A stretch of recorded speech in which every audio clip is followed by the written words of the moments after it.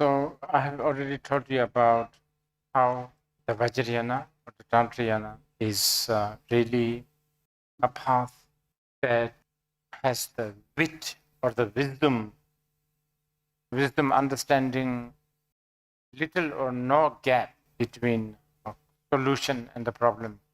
But of course, this is what Telopa, a great tantric master, said: that which binds unwise, liberate the wise.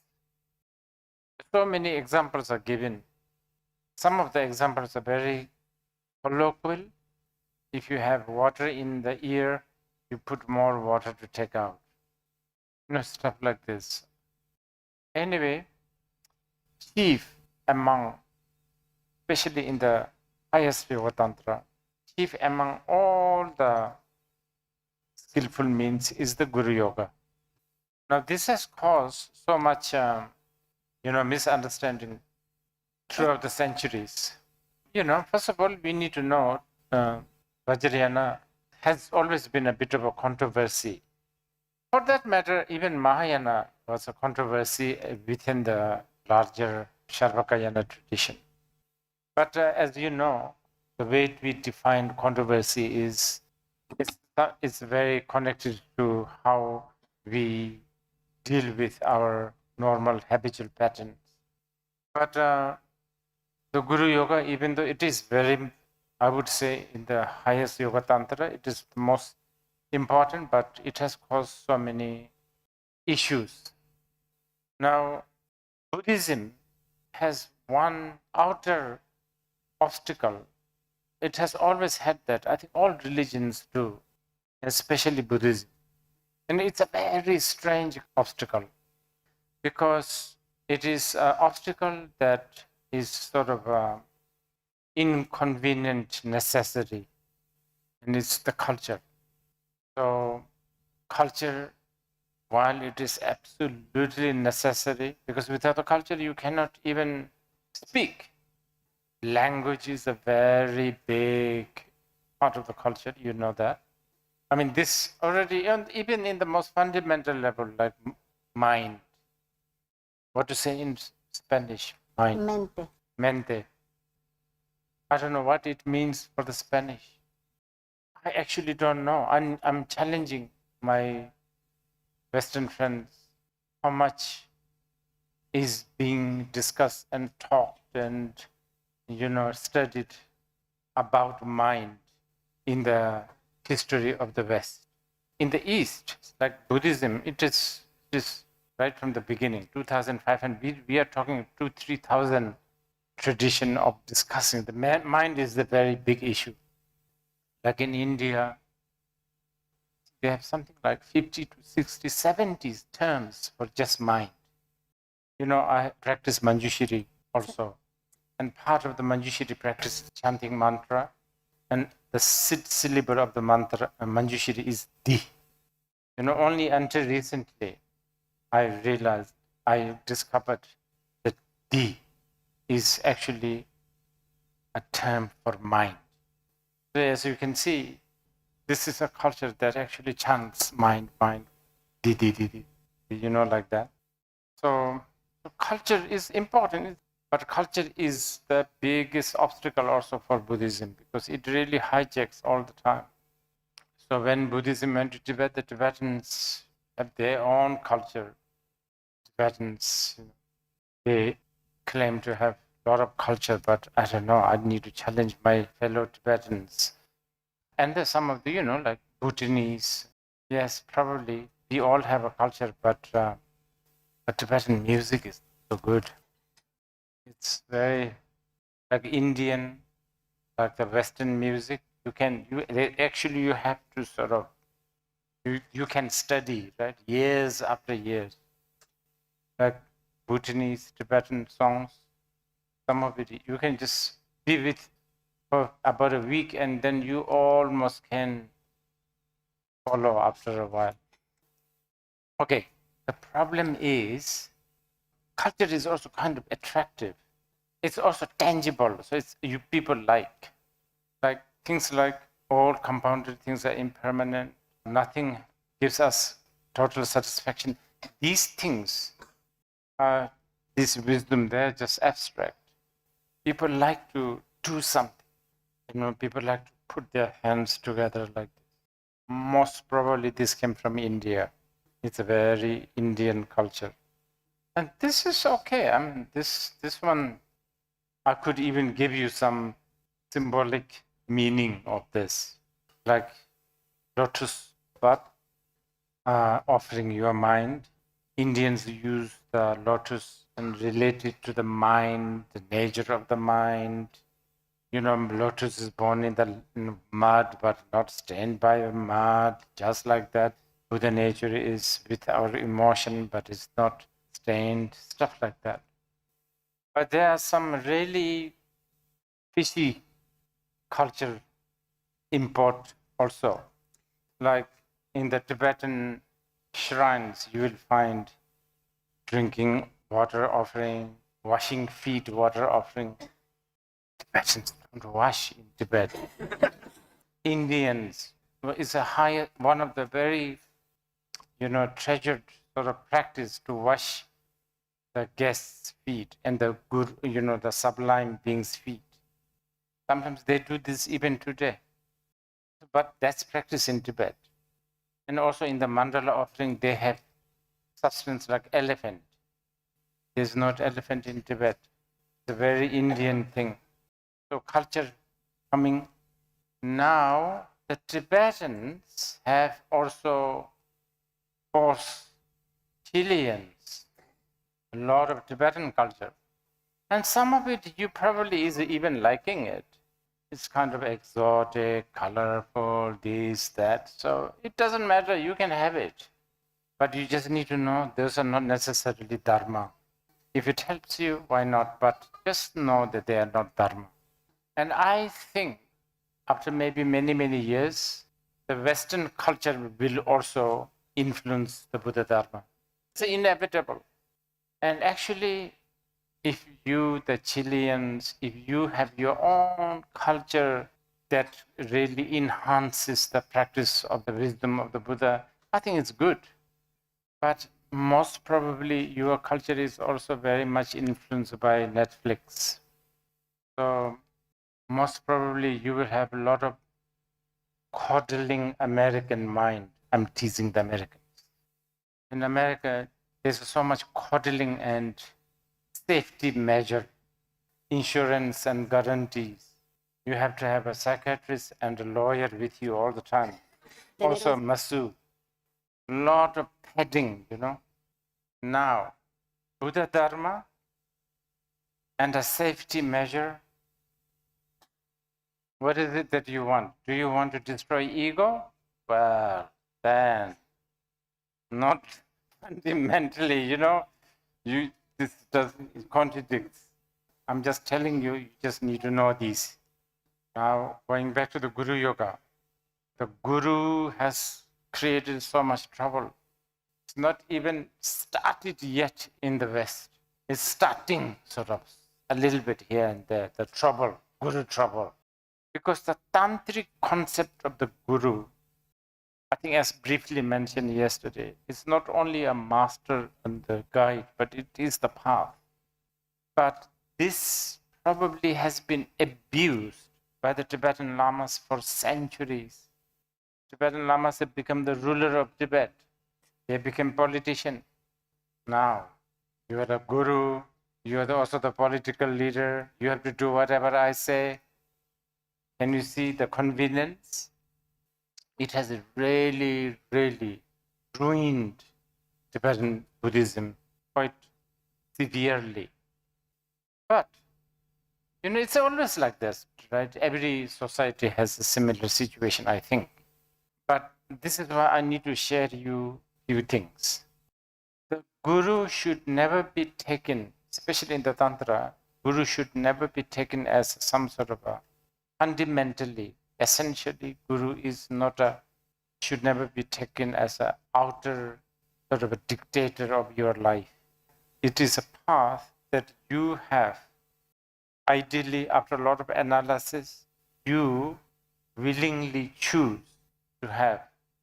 You can always choose to climb a rolling English hill, or you can choose to climb Mount Everest. So from these angles, the Guru Yoga is actually really, really amazing. Fundamentally, Guru should be understood as nature of your mind, right? And I'm only talking about the Guru from the student's point of view right now, but actually, just as the students have the responsibility to relate to the Guru as the Guru, Guru also has a probably even more responsibility to see the students more important than their own flesh-born organs, whatever. Guru's only concern should be students' awakening. That has to be the goal. For that, whatever it takes, the Guru has to do. If it requires initially speaking gently, then speak gently. After a while, if the speaking gently need to be upgraded to speaking abruptly, then the Guru should be also brave to do that. If the Guru even for one moment think, oh, if I scold him or her, she will dislike me, not good. You are not interested in the enlightenment of the disciple. You are only interested in collecting your fan base. It's a very delicate thing. So there's volumes and volumes that you can read about how to analyze the Guru, and the Guru must also analyze the student. If the student do not analyze the Guru and then take the Guru as the Guru, then it's like supposedly like jumping over a cliff. If the Guru does not analyze the student and take the student as a student, then it's like drinking poison. But Guru, as I said, is not a separate entity, not a dictator out there, commander. There is not a single Guru Yoga where you, at the end, you supplicate everything, where you do not dissolve you and the Guru in one. If there is, that Guru Yoga is not a good Guru Yoga. Jinjilo is the word in Tibetan translated as blessing me, but Jinjilo maybe is not the best translation, but the word Jinlap has something to do with corn or I don't know, rice. You put ferment, right? And then it becomes wine. You understand? There's a little bit of a connotation of that. Basically, make me you, you me, like that. It's like one. Anyway, for the Tantra, Guru is important. Guru Yoga is important. It's like a way or the path or a trail to find yourself. So for the Tantrikas, Guru is the Buddha, Guru is the Dharma, Sangha, that everything. Even as a technique, it's actually quite daring. I mean, if people really know the whole Guru concept, it's actually quite daring. Kind of handing over all your being into someone else's hand. That's already a big courage. But if you understand the whole tantric view and its vision, it should also be blissful. No need to cut your limbs and feed hungry tigers for countless eons. No need to do, so many self-flagellation. Just the path of the Guru Yoga alone will accomplish everything. But also, what do we mean by the Guru Yoga? Well, the Tantrika will say Guru Yoga is the highest vipassana. There is no greater mindfulness or the vipassana than this, Guru Yoga. But from the ordinary perception point of view, the concept of the Guru Yoga can be very, very, it may be too unsafe for you in your mind and very sort of cultish. But as I repeated, before. If you understand the tantric, the whole scope, or at least some fundamental view, then actually it's not like not doable. It's very much doable. But yes, in the causal path, like a Mahayana, so-called Mahayana, there is no, even if they mention the word guru, it is not similar. It's basically one who leads you, one who gives you the direction. And then, of course, your own karma plays important. Guru may be qualified, but if you don't have that karmic connection, then it also doesn't work. You know, in the life of the Padmasambhava, he spent long time in Tibet because he was invited by the Tibetan king. But he never ever mentioned the name of his guru, even though the kings and the queens, they asked him, who is your guru? Few times. Now this alone is a really important point. Many times we are not even supposed to say, just like the Tantra. This Tantra also means secret, by the way. The guru tantric attributes has to be kept secret, especially the identity of the guru. But all this, has changed now. So now, I think in India, in the ancient time, nobody knows who is a tantric master. Remember, I told you the story of that arrow maker, the Sarahas, looks just ordinary. The identity of a Mahayana, Sutrayana, or Charvakayanas, abbot, preceptor, master, not hidden. If anything, they are enthroned almost. Oh, so and so master of this monastery, But Vajrayana Guru, it can be found among the prostitutes, king, merchants, ordinary people. But as I said, time has changed. Now we even tell others. And in a way, if you have, like myself, I tell people my guru is like Japji Tengku Shinzir Rinpoche, for instance. And many people do that. Many people say they are so-and-so's student. But many also has a ulterior motivation because it's kind of like a diploma plaque in the dentist's office. I'm trying to think, is it like that for me also? I don't know. Dangerously, it could be. But many times I actually think I utter the name of my gurus so that you will hear the name of my guru. Because I treasure him, I feel that you just hearing the name of him, the name of my guru, for me, these 3 days of talking to you is worthy. Because otherwise, I have made you listen to me for 3 days. And if I didn't do, with a good motivation and all of that, it's a karmic debt for me. I have to now listen to each of you for 500 lifetimes. Rubbish, So I need to make it worthy. So I just throw in the name of my guru. So there's that kind of thing. But Guru Rinpoche, Padmasambhava, refused to say the name of his guru. Every time they asked, first he said no. After a few months, the king and the ministers, they all stood up and did prostration. Said, please, this time you tell me the name of your guru. He just stood up and go. And many years later, Yeshe Tsogel did the prostration on behalf of everyone.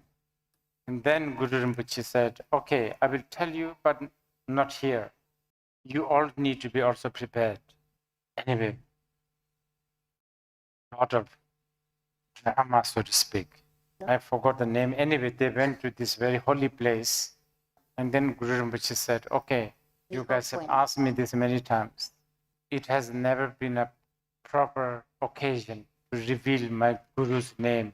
He says something like, I dare not even call him a name. I dare not even label him. He should not be sort of demoted to the area of something to be labeled. But then he said, but you all have devotion, love, and all of that. So now may be the right time. So then he uttered the name of his Guru. Well, in the text it says such a number of years, like the earthquake, like a typhoon, the wind, the rainbow, then lights and all that. Like everyone also fainted for a while, and then everyone sort of rose to very blissful situation. Anyway, if you want to know the name of this Guru, Shri Simha. If Shri Simha is alive today, I think he will be holding Chinese passport. Yeah, he's somewhere around that, what the Chinese call it, Xinjiang. These stories may sound a bit over the top for some of you, but this character of over the topness is so important because it's just so precious. The consequence, the event is so precious. The only way to express is like this kind of over the top kind of. So anyone who thinks, oh, it's just a fairy tales, they immediately get cancelled. Anyway, along with the Guru in the Tantra, there is also practice of Deva or the Yidam, some sort of a deity. And then there's also Dakini, for instance. But Guru is embodiment of all the rest. I think Deva, we already talked yesterday, remember? It's the nature of your mind. Dakini is the same thing, like a Vajra Yogini. I forgot the name of the Sakepa Lama. Sakepas are known for being very, very strict with the Vinaya, like the conduct of the monk and nun. But, and in Tibet, this is a really good thing. In Tibet, as I said yesterday, many times they practice Charvakayana, Mahayana, and the Vajrayana together. There's this Sakepa master, name I forgot, pure monk, but he is an ardent practitioner of Vajrayogini. Only think about the Vajrayogini. And one day, as he was walking around the Bauddha stupa, Kathmandu, there's a stupa Bauddha. He was walking around. Suddenly, from the crowd, among the crowd, a beautiful girl hugged him from behind. And because he was a monk wearing robe, and he thought, oh, this is really bad. And the crowd, the girl holding me, people will really, say bad things. So he shrugged her off. That night, in his dream, Vajrayogini's face rose like a sun behind those buildings of the Bauddha. Then he really, really regretted for doing what he did. And then he did so many prayers, like saying, please come back, do whatever you need to do. And supposedly Vajrayogini in his dream came and said, because you had that doubt in this physical life, even though I come, you will never see me. When the Vajrayogini said this, the Lama cried bitterly and really became so hopeless. But Vajrayogini said, but you should never worry, because from the moment your breath stops in this physical life, you will see a ladder made out of coral. Without a doubt, just climb that. You can see, I'm giving you the idea, because our topic is combining the Sutra, the Mahayana or the causal path and the Vajrayana path, which I will conclude by saying how to do it. When I was growing up, one of my caretaker was a disciple of Khyentse R. He was also a pure monk.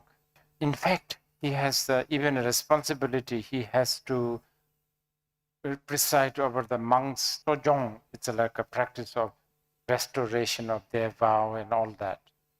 So as a monk, he has to be he's so strict with basically ladies. But I have witnessed him, because I used to tease him a lot.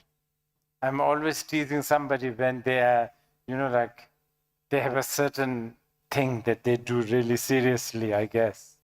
But he was a really, really great practitioner. And many times I've seen him buying food and small, small things like flowers and, those plastic bracelets. And then he will do this practice called Gana Chakra, which is a feast offering. And he would go around and give it to the girls, ladies, anyone, just give, because he said, oh, I had to do this renouncance sort of ritual, which involved, a bit like staying away from the ladies. So then, as a tantrika, he felt really torn. So then he restored his action by making offerings. You may ask this question like, so in this case, how can we practice? This struggle is the practice. At least, you have to go through that a little bit. And it's kind of wonderful because it's like treasuring your ethic, which is important, but crushing that with the practice of wisdom. So you just do that, canceling each other. Okay, now, how to combine and practice in our day-to-day life. And actually, I will include the Sarvakayana practice also. As the base of Sarvakayana practice, try to think that your life, this life, is like buying a new car. From the moment after you bought, the car value has gone down, right? Depreciation. You should think like that you cannot fix everything. You cannot. This is kind of important. This is sort of the fundamental Sarvakayana practice. That, it's like fixing toilets in India. You can scotch tape, paint over it, looks even fresh, but sooner or later it's going to leak. That's how you should consider your life. No matter what, something is going to go wrong. Something is going to leak. You can never make this perfect. And this is really the fundamental Sarvakayana practice. And I think it's also good for forget Buddhism, even just to live, I think this is important. For your relationship life, for your, just pension planning. I think it's just good to have that in your head. It's really going to have some sort of watch over your wild consumer capitalist life.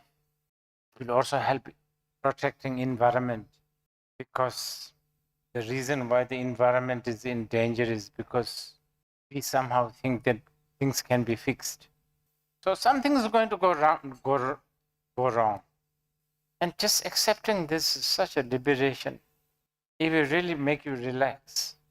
And it will really make you also not too preoccupied and not too fixated, I guess. So that's your Sarvakayana path. You can think like that time to time. It doesn't matter when and how you think. But if you keep on thinking, it will become part of you. Meditation basically is habituation. Sitting straight does not necessarily help you to habituate. Habituating that it's not going to be perfect. Now the Mahayana. And I'm going to make this very, simple. So something that is doable by everyone. Now this is actually, I'm quoting from a sutra. And a king asked the Buddha, what should I practice? So the following, what I'm going to say is what Buddha said. Practice, aspiration bodhicitta. Once a day, every hour, once a week, month, a year, if you're that lazy. or actually just once in lifetime. So let's choose once a month. It doesn't matter which date. On that day, you think, okay, from now, from today, from this moment till the next date, whatever I do or don't, however I exist or not exist, what I wear, how I smell, how I sound, as long as, okay, so even things like breathing in and out, even napping, sleeping, just loitering around, window shopping, browsing webs, no matter what, whatever, somehow made this one way or another awaken sentient beings. That's good enough. You cannot say that you have no time to practice this one. And I'm telling you, I have the backup of all the Buddhas and the Sutras and the Shastras saying that this alone will open up all the path. And but one thing I need to emphasize is that it will awaken, not necessarily it will benefit. I think benefit is very awaken, meaning enlightened. That quality should be there. This is what Buddha said to the king. This is also the bodhicitta practice. On the most fundamental level, bodhicitta is this wish to enlighten others. And according to people like Shantideva said, even while you are sleeping or loitering around, every moment you are accumulating merit. Okay? So that's your Mahayana practice. Now the Vajrayana practice. First, very simply, have pure perception to everyone. Everything. Basically, that is the most pragmatic, practical, essential Vajrayana practice. But I think this one I might need to explain a little bit more. So, pure perception, what does it mean? Do we think that everybody has a golden color, everybody's kind, compassionate? I don't know. Everybody looks like a deity, they are deity, all of that. I think how you should begin the pure perception is this. Get used to thinking that everything is my perception. Nothing exists outside your perception. It's all your projection. It's all your hallucination. It's all your trip. You see somebody nasty, your trip. You see somebody really good, another projection. Get used to this. Really learning that there's nothing beyond your perception. Actually, I would say almost 80% of the so-called tantric pure perception practice is achieved if you do that. And by the way, it's not just only the human beings or whatever. Everything, like a earthquake, disasters, war. I know a lot of people can't, that can't be my perception. That's happening there. We have no time to discuss this right now, but it's actually our perception. Perception is also the ingredient of what we call karma. About 300 million people's karma has resulted to phenomena of absence of Kamala. And not just 300, in this case, quite a big time, the whole world. And our karma, our perception has given us the result of having a phenomena that has an orange skin person. Now, good and bad is a perception. Let's see where this leads. It's we can also manipulate. That's the thing. This is the power of the perception. With the bodhicitta, if you do prayers, may we all experience a perception of a situation, a person, an idea, an event that will shift the world to something so-called better, that really can, that has an impact. It's called a group phenomena. I think I talked about that yesterday. Mass psychosis is very, and mass psychosis are contributed by individual psychosis. And never underestimate your own aspiration. Okay, so this is really the most fundamental attitude of practicing causal path and the tantric path together in our day, in this age. Now, you want to do something more traditional? Choose a sadhana, which there's so many. I'm going to give you the transmission of Tara and also Rivo Sancho later. So let's choose Rivo Sancho. I will just use the Rivo Sancho as your sadhana practice. As a, what I'm trying to say is, see, you want to know how to practice all yanas in our day-to-day life. So I'm going to tell you that. So depending on what situation you in, let's say you are living in an apartment, there's a strong fire regulation, then burn one incense.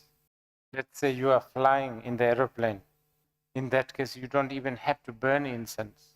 You can still do Rivo Sancho. Now, sometimes when you are up somewhere in the hill or the mountain or a forest where you can actually make a fire, then maybe create a fire with some herbs, incense, substance such as sesame seed, mustard seed, flowers, sandalwood, whatever you think precious. It doesn't have to have a specific substance. We tend to not to burn meat. The reason is in the Rivo Sancho, the offering also goes to some local deities and nagas. They don't like the burnt meat. For the Buddhas and Bodhisattvas, no preference. Even to think that the Buddha will like this, smell is very limited thinking. Okay, so let's say we choose the Rivo Sancho as the sadhana practice of the day.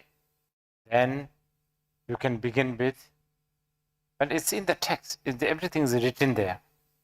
Okay, as the Charvakayana practice, you take refuge, right? To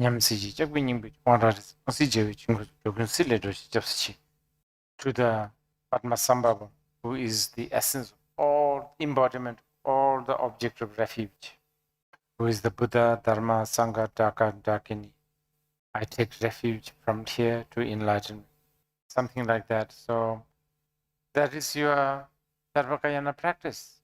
Then on top of that, you have the Mahayana practice, which is also in the text. It's bodhicitta, which is basically you are doing this song offering to awaken all sentient beings. Okay, I'm making it very, very brief. Otherwise, the Rivo Sancho is quite complicated. I mean, it's very, very, very profound. It has a commentary. Then you make fire or burn the incense or visualize. Then, if you want to elaborate, the smoke is beautiful offering goddess. Just to elaborate, you don't have to. On her right hand holds a scoop. From this scoop comes all the offering substance. The offering substance has to be limitless. Most of us, we think offering substance as a gold, silver, diamond. Not just that. Everything, whatever people wish, whatever the object of offerings wishes. Maybe there's some beings who wants to have a sleeping pill. The smoke becomes a sleeping pill. Maybe, I don't know, there are some beings who might just want to have a breeze or anything, limitless. On her left hand, she should hold a vase with water coming out. I don't know whether this is maybe a little bit Tibetan culture, but probably you might like this to do this. From it comes a lot of nectar. This is especially, I'm telling you the Chilean here.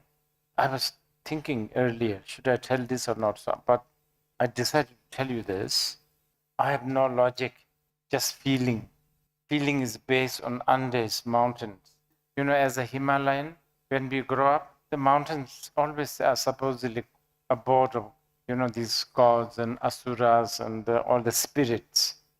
Now, the word sang is something to do with the purification, especially purifying from mugginess, nick, drowsy, muggy. You know, it's a big subject also. You know, they call it the 5 sign of degeneration. Basically, 5 mugginess. Muck, M-U-C-K, exhaust, muck. Do you have that word in Spanish? Of course, right? According to Buddhists, there are 5 different kinds of mugginess. The worst one is called mugginess of view. Everybody becomes so fanatical. I only read New York Times. All the others are fake. That is journalism mugginess. You understand? I'm giving you an example. You know, just like so, you know, like polarization and the mugginess of emotion. Everybody is one way or another bipolar. Everybody is one way or another bulimic. Everybody is one way or another Asperger, autistic, hypersensitive, hyper not sensitive. They really bug me. Sensitive when it comes things to me, but totally not sensitive when it matters to others. Proud of being very direct and honest, but can't take one word of honesty from the others. All of that, you know, the modern day issues, murkiness, all that. And then also junk food, really. And junk lifestyle, like going to bed when the sun rises. And not necessarily that is too bad, but you know, but just upside down life. Anyway, supposedly these kind of thing really makes the mountain gods and goddesses and the spirits really, they get really confused. So from her left hand, from the vase comes this purification water that will purify them. Also, this water will also soothe nagas. And I think that Chile may have a lot of nagas. You know, I'm sure there's all the nagas, you know, related to these Mayans, the Incas, you know, they may still be hovering around here. So, yeah, so you can visualize those and then do the sadhana. All the time thinking they're also my projection. And then, of course, making offerings to Guru, Deva, Daka, Dakini, all of that. Then, at the end, dedicate the merit. So that is how you practice Triyanas combined in this day and age, if you want to use the sadhana. Okay, we will now, if you want to take a short break, very short break, and then we do the transmissions. So first we are going to take the refuge vow. So traditionally we need a statue of Buddha, which is here already. This will be used as a symbol, of course. So thinking that this Shakyamuni, this statue is real Buddha sitting here, please do, those who can, 3 prostration towards here, or just bow 3 times is also fine. And now you can sit down, supposedly on your knees, but if you cannot, that's fine. Now, very briefly, taking refuge to the Buddha fundamentally means taking refuge to your own Buddha nature. And taking refuge to the Dharma means fundamentally to take refuge to the truth, such as impermanence. And Sangha is the community that follows that kind of truth.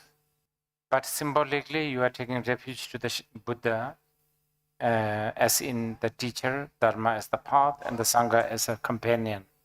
So thinking that, please repeat after me. Jangchup Nyingbar, Chi Jipar, Sanje Namla, Japsuchi, Chödang Changchup, Sambai, Tolang, Asian, Japsuchi. And one more supplication. Buddham Sharanam Gacchami, Dharmam Sharanam Gacchami, Sangam Sharanam Gacchami. Okay, one more time, the last time, and then I will snap my finger. At that time, you have taken refuge.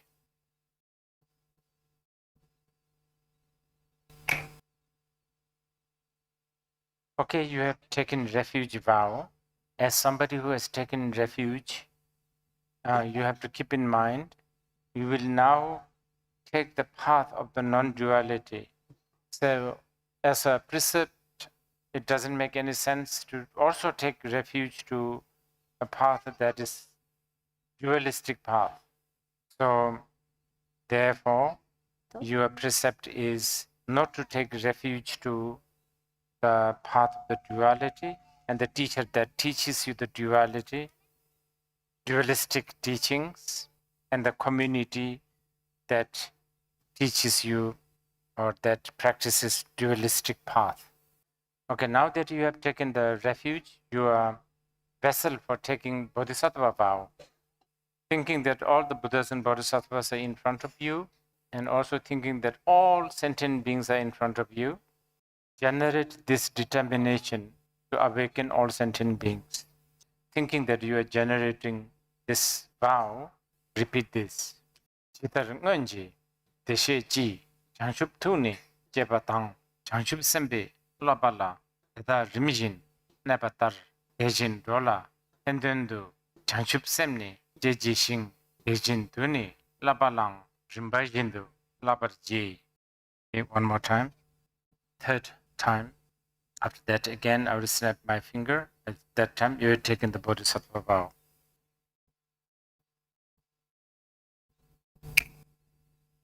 Okay, you have taken the refuge vow and the bodhisattva vow. So to celebrate this, I will do some auspicious verses. Sanje pemandam daji bijenga deni jidin gibi tashitang densuma tadam ichu kyuji yugunam deni jidin gibi tajini gendendam chötam soji chorongo zachedam baji jidin gibi tashisum. Now, for those who have never taken refuge, there is a tradition of cutting a little bit of hair. You don't have to do it, but if you want, you can come here. So that's just symbolically cutting hair, symbolizing surrendering to the truth, I guess, and to symbolize sort of change of shift in your life. Usually, people also have the tradition of giving names, but you don't have to use it. It's just symbolic. So I'm going to give you a name which will be memorable, I think. 3 lines, the long name. Try to remember. Don't worry, spiders. That's 1 line. I keep house. 2nd line, that's 3rd line, casually. Good, that's your name. Don't worry, spiders. I keep house casually. It's a poetry written by a great Zen master because it's so simplicity and the raw navaness. Nothing is good. Okay, now I'm going to give you some transmission. First, Guru Rinpoche transmission. So please repeat after me. Om Ahung Benza Guru Pema Siddhi Hung Om Ahung. Okay, now Avalokiteshvara. Repeat after me. Om Mani Peme Hung Shri.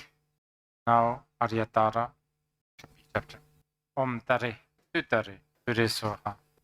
And I'm also giving the transmission of the 21 praise to Tara. Now, Duva Sangche. Then a short ngondo. And then there was some request of transmission of prayer to Kesar. A very short one. Okay, that's all the transmissions. So that's about it. I'm sure we will bump into each other again.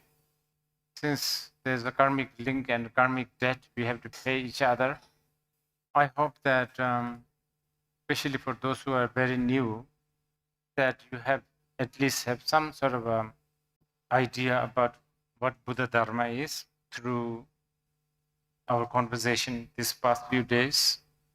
As you can see, there is definitely, the Buddha Dharma has a lot to offer for the modern mind.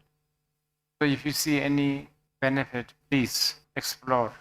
And as Buddha himself said, I strongly emphasize you, analyze. And then after a while, you need to get rid of analysis, because otherwise it's like going to toilet with a diarrhea situation. You can't just keep on analyzing whether this is toilet or not. When the shit comes, you have to do it. So don't waste too much of your time doing that also. Anyway, there's nothing much to lose. There's nothing more to lose. You have lost a lot of things. If you believe in reincarnation, if all the bonds are put together, your past lives' bonds, they'll be like 10,000 times more than all the undays. Okay. Good. In name of all of those who gathered after you accepted coming to Chile, something that was not easy, we thank you all who are here. We thank you. Everyone who's on their screen thanks you too. And we ask sincerely that until you return to this place, may our practice be genuine, and may we flourish in your teachings. Thank you, Rinpoche.